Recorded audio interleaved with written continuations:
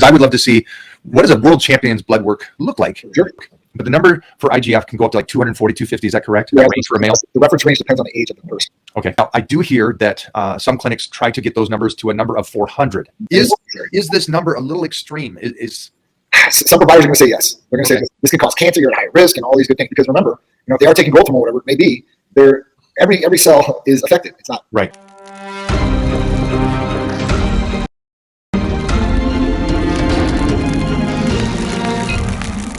Okay, I do have one question real quick. Yeah.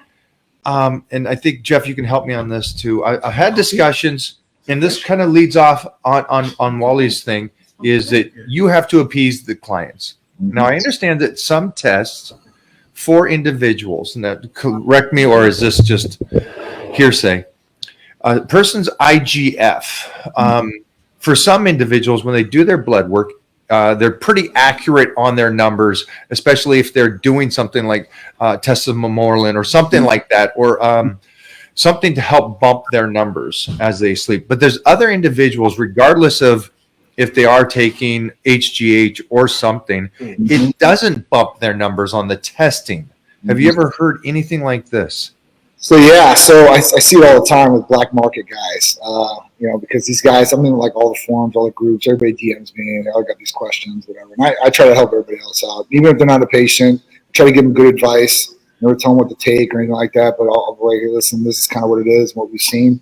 But, so a lot of the guys get HGH black market, right? Blue tops, yellow tops. I've seen somatropin that's been fraudulent. I've seen all these different things out there. And it's crazy because people are making fraudulent bottles with the So it's not technically an individual that their numbers aren't going up. They're most likely not taking in real stuff. Like we used to call it like bath water. You know, it's like, where are you getting this? Oh, I got this stuff from Bobby out in the van in the back. Yep. So they're ordering it, and then what's happening is they're getting it, and then they're taking it, and then what they're doing is they're going in and they're getting an HGH serum test done. And that's supposed to tell what the concentration is of it, right? But when we look at IGF-1 levels, that is the indicator. That is the big one. Because if you have all this HGH, it's going to convert into IGF-1, 2, and 3. And IGF-1 is when you get all the benefits from growth hormone. So if that IGF-1 level isn't coming up, I don't care what you're taking because it's not having a great effect like it should and doing what it should to help you really be better. There's a couple different things as far as IGF-1 levels raising too, growth hormone. So when we talk about growth hormone, it's a 191 amino acid sequence. It's just a amino acid sequence and 191 of them, and they're all put together, and that's what creates it. So when you take some of these different aminos in a sequence, and at that point they're injectable, and you take them in the morning. The best time to take CDC 1295 or any amino acids like that are in the morning on an empty stomach, at least 15 minutes before you eat. Or at night, 15 minutes before you go to bed. And at that point, I've seen people get high IGF-1 levels, including myself, above range, and not take any growth hormone. Now, if you take growth hormone and it's real growth hormone, your IGF-1 levels will be above range. And some people say that's, it just depends on how high too. Because when we were first starting, we seen a guy and he was 6'7", and his IGF-1 levels were 800. Top of the scale was 300. So that's 500 points. That's a lot, guys. So I'm like, man, this guy, man, he's off the charts, right? And I was talking to some of the doctors like, well, hold on. That could be a bad thing now. I'm like, why? He's like, because he could have a tumor, right? And at that point, it's creating overstimulation of the pituitary. So at that point, there's people that have had really negative things happen health-wise with having really extreme IGF-1 levels because of the tumor on the pituitary. Some people it doesn't affect at all, but that's just one thing to look for. But most of the time, like I said, IGF-1 levels are high. Usually you're recovering faster, you're building more quality mass, you're sleeping better, and everything's going to be better. That is the anti-aging hormone that you really want to look at across the board. Skin, hair, hair, nails, elasticity. I mean, dude, you name it. Quality of life all the way around. So it's something you need to look at. On the numbers, have you done blood work lately? Not lately, no. I haven't done blood work lately. Okay. All right. Yeah, not since like I went to Next Health, which is in LA when I was last year. Yeah, so Let's see if we can't get it done because you're here for the next couple of weeks. Let's see if we can't get it done and do a little read over with the master himself. Yeah, awesome. Because I would love to see what does a world champion's blood work look like, Sure. especially after you just competed and put your body in that. I guess you would say toxic. You're breaking it down and see where it is and see if there's things that we can make sure that are all good and healthy. That being said, numbers are numbers, and I have to address. I've seen a lot again. Hearing these numbers that people are trying to get their IGF-2. And from what I understand, if I don't have my blood work, but the number for IGF can go up to like 240, 250. Is that correct? Yeah, that range for a male? The reference range depends on the age of the person. Okay. So if they're older, the higher level of the reference range comes down. Okay, stop picking on me. No, I'm just telling you. If you're doing better on IGF-1 levels later on in life, you're doing good because as we age, that starts decreasing, growth hormone starts slowing down and getting made. And like I said, that's where the decline starts happening in all the different issues. Okay, so I think on mine, it's right around, like, it can go up to like around 240, 250. Yep. And my numbers are around 150. Yep. Now, I do hear that some clinics try to get those numbers to a number of 400. Mm-hmm. So they might be doing that. I know a lot of clinics prescribe growth hormone, and that's how they're doing it. The only thing is that the FDA, the growth hormone is not a controlled substance like testosterone, where it's a controlled 3. It's the only hormone that's basically a controlled. Estrogen's not a controlled, progesterone's not a controlled, DHEA, all these things.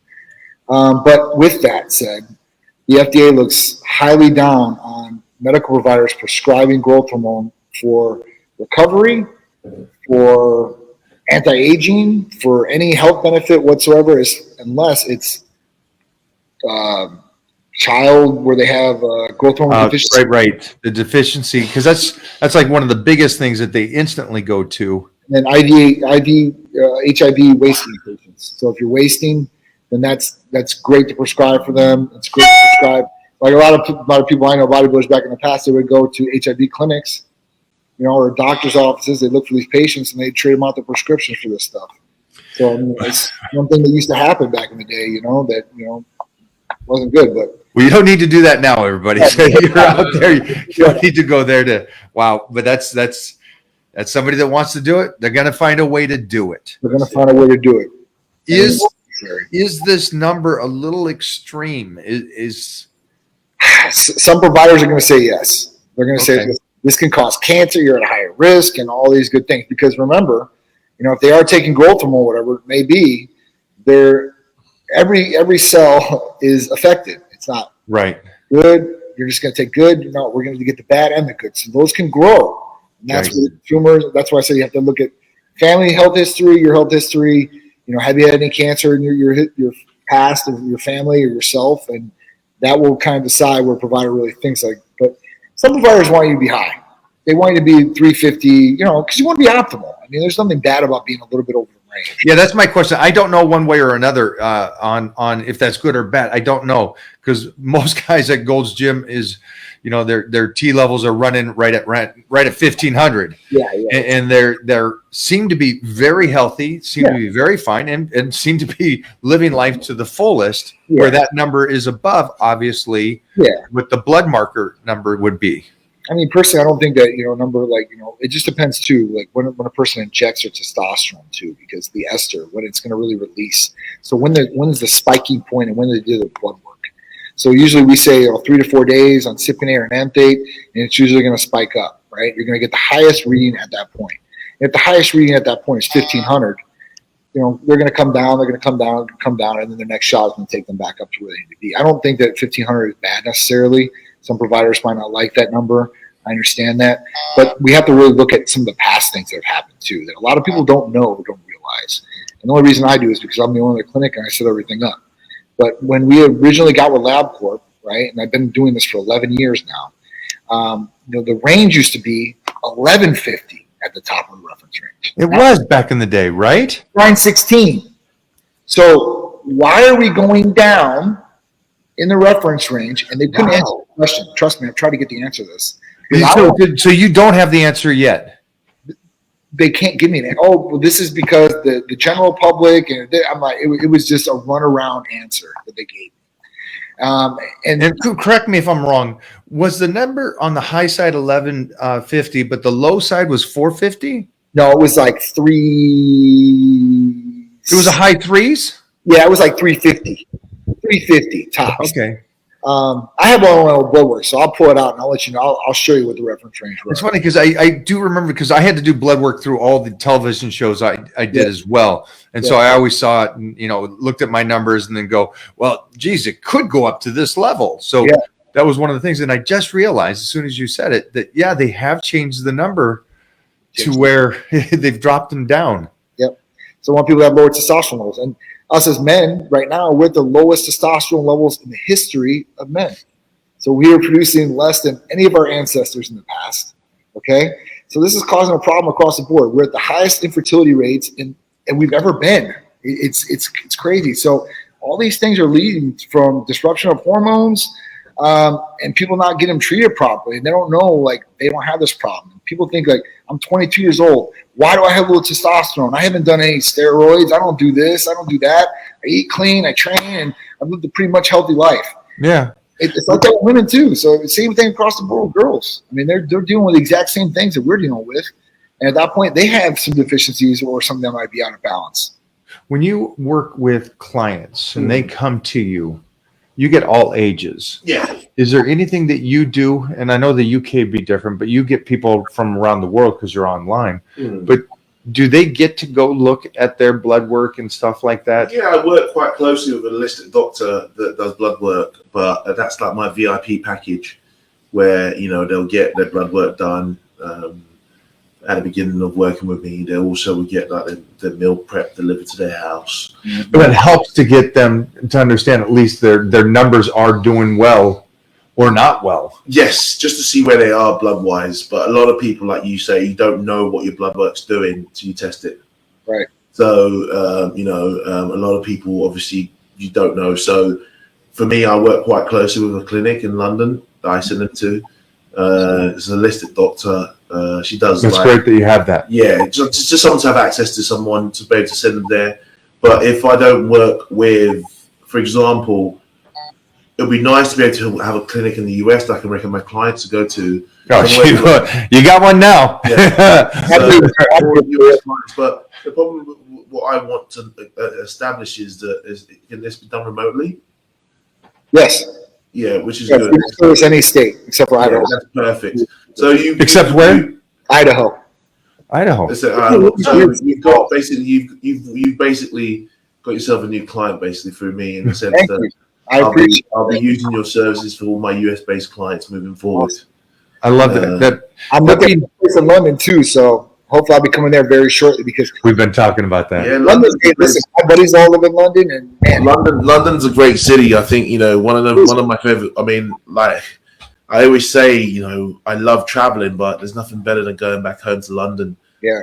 I think you'll do very well in London because I think blood work's very expensive. If I tell you how much my clients pay to do their blood work, you'll be shocked. I'm sure. It's close to £1,000. My God. I know. That's more US. Pounds is cheaper as far as that goes. We convert that US money. That's a lot more. It's like that's a lot of money. So you're talking £800. That's how much the doctor that I work with charges for blood work. Wow. That's why when Mike said to me this morning that it's $150, I was like, Jesus Christ, I'm getting ripped off here. Yeah. The key for me is not to charge my clients heaven and earth. Yeah. I want them to be able to have easy access to it. Copper. And if you had somewhere you can partner with in Europe, like London, and you can do it remotely via, that would be awesome. Yeah, I'm going to definitely do it for sure. 100%. I think you should do it. I think at the end of the day, it's a no-brainer because I think people within the UK are very similar with people within the United States. But obviously, you have people who are not just bodybuilders, not just like athletes, but you have people who are kind of bankers, doing relatively well, entrepreneurs. We love all of this sort of stuff. Yep. I think it's so important, and to have that door open for everyone. And within the UK, you're doing extremely well, I believe. Definitely. I think that's I don't know for John if this is so, but for me, I know that I hope this reaches the mass instead of just the fitness individual, because people out there in the working world don't realize how shut down their bodies are. And so I'd love them to understand, go Titan Medical, get it checked and find out what is feasible for yourself. Mostly being a father. I could see these fathers not being able to play with their kids or go work out with them and stuff like that. And I get to see you with Peter. Yeah. You're out there tussling, which I love. His son, I met his son. His son is just turned, if I'm correct, 13. 14 now. Yeah. 14. Okay. And he's taller than I am. He's just a monster of a child. Yes.